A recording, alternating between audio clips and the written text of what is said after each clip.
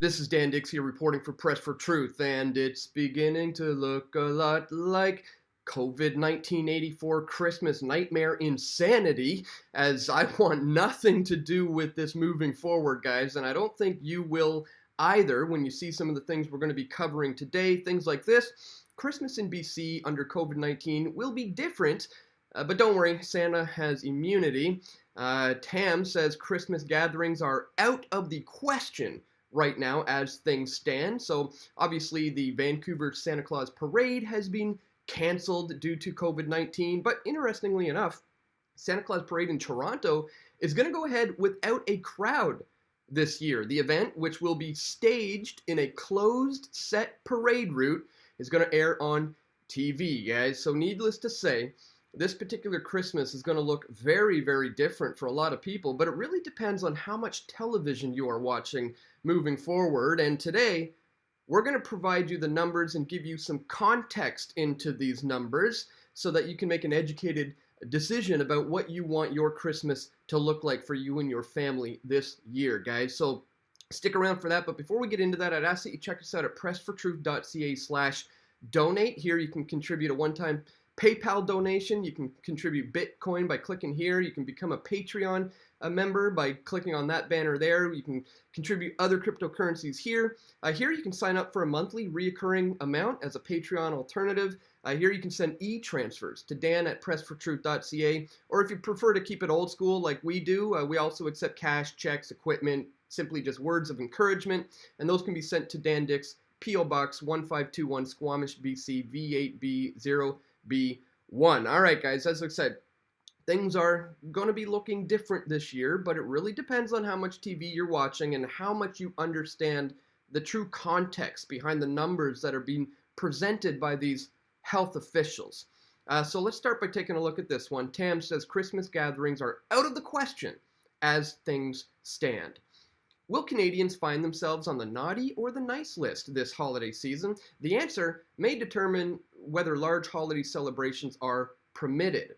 At least that's the message from the Prime Minister as the country grapples with a second wave of COVID-19. Justin Trudeau is holding out hope that gatherings over the holiday season can be somewhat normal. The PM is stressing that it will all come down to whether or not Canadians adhere to the COVID-19 restrictions that have been issued by health officials. I think a lot of Canadians are looking at the holidays, hopeful that it will be a moment where we can gather again and see loved ones that we haven't seen in a long time, he says. The message from Canada's top doctor is a little more blunt. Chief Medical Officer Theresa Tam says that the large Christmas gatherings could be out of the question if we don't see significant changes in the virus growth rate. And again, guys, we're going to go into these growth rate numbers to provide you with some context. Let's continue. Health officials are projecting the country could see upwards of 10,000 new daily cases by mid-December unless more people start taking the guidelines seriously. Right now, it's not looking good. You have to really take everything seriously. Sounds scary, right? Tam says there is a path where families and friends would be able to gather safely, but it all depends on if we allow the precautions now, if we follow these precautions. She says it's important to prepare any arrangements and plans ahead of time to ensure any gatherings are safe. People can protect themselves from infection, wear masks, and making sure those numbers are small in order to make those plans. All right, we're going to look at the numbers. It gets into it in this article, and they update it in real time. So we're going to give you a real-time update. But let's take a quick look at this.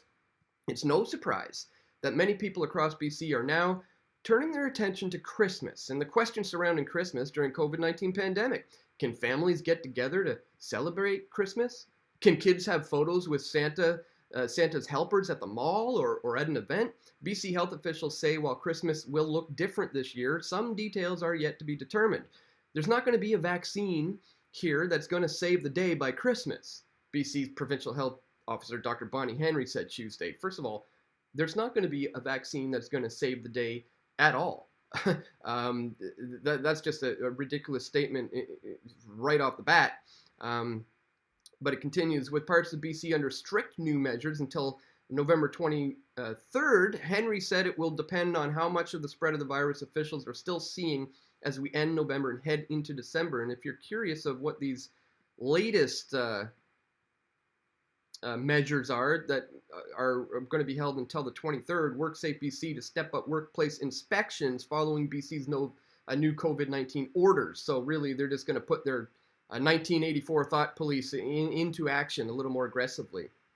We can find ways to celebrate, to have family come together in ways that's safe for everybody, she said. When it comes to Santa, however, she's pretty sure he has an immunity to the virus. And of course, they're being cute here with the kids. But guys, honestly, look, does any of this look cute? I mean, can you imagine? Look at this. The poor child. Santa can't even hear the kid because he's behind a piece of glass there, fist bumping with the poor child around a piece of plexiglass, like as if this virus can't go around this little tiny piece of glass. Look at these poor girls posing in masks. They had to wear their masks. Santa all masked up there. Here's, kids coming to get a gun shot in their forehead before they come to see Santa behind this little piece of plexiglass that makes absolutely no sense. It's just pure insanity, guys. It's just conditioning you for being obedient slaves, and it's all about control. It has nothing to do with your health, obviously. To me, anyways. I hope it's obvious, and it should be obvious to you. But if it's not, take a look at these numbers, okay? And links to all this will be located in the description below if you want to get the full context to this entire article. But let's look at the bottom here. They provide the numbers in real time. It says updates take about 10 minutes. So last it says 237, 629. Let's refresh this and make sure we got the latest numbers. Okay, here it is. Canadian cases confirmed 298, 887. Deaths 10,988. Recovered 237,000. Test administered today, 59,000 tests are being administered. So the testing is going up at an insanely exponential rate. And I recently saw a really good presentation, charts of the numbers here, by Dr. Ron Paul and his team at the Ron Paul Liberty Report in this video. So I want to thank them for putting this together, and I want to thank Jeff Berwick for pointing this out in his most recent video. So I want to share with it with you today. Just get a look at this chart and have a listen here into the real context behind these numbers. Here's what they're panicking about. Here's why you have to lose your job and stay at home for 6 weeks. That blue line is cases. Case just simply means a positive PCR test. Remember, Fauci himself says if they use more than 36 times for the test, it's a false positive. And look at the green line, hospitalization rate going down.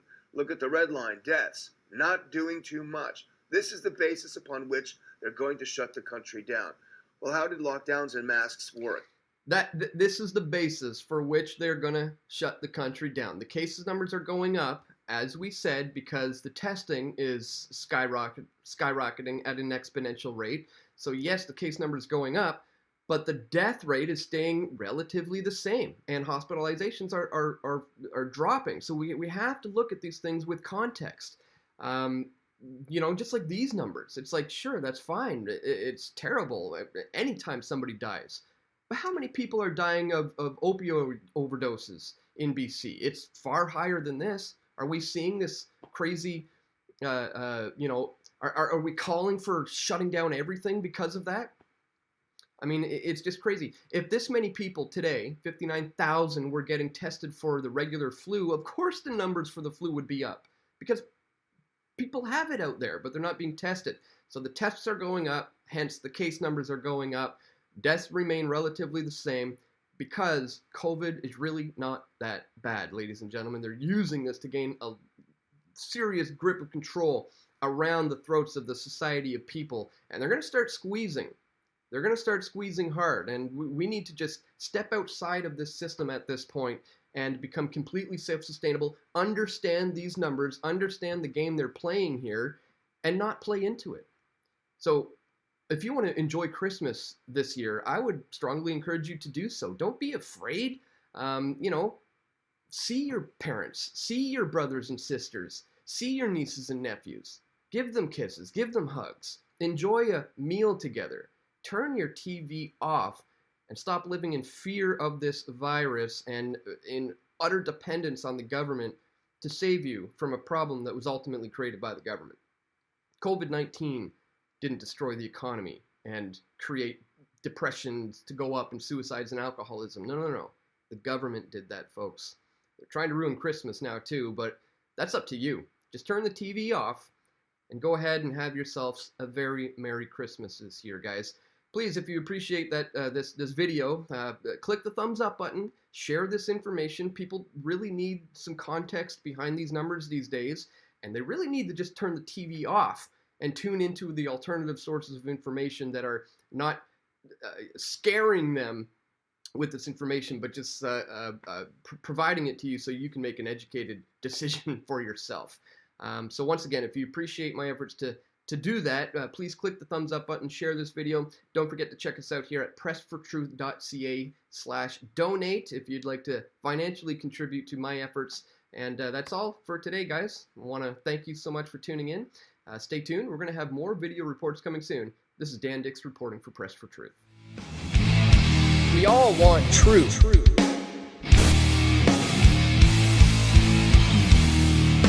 The truth will set you free.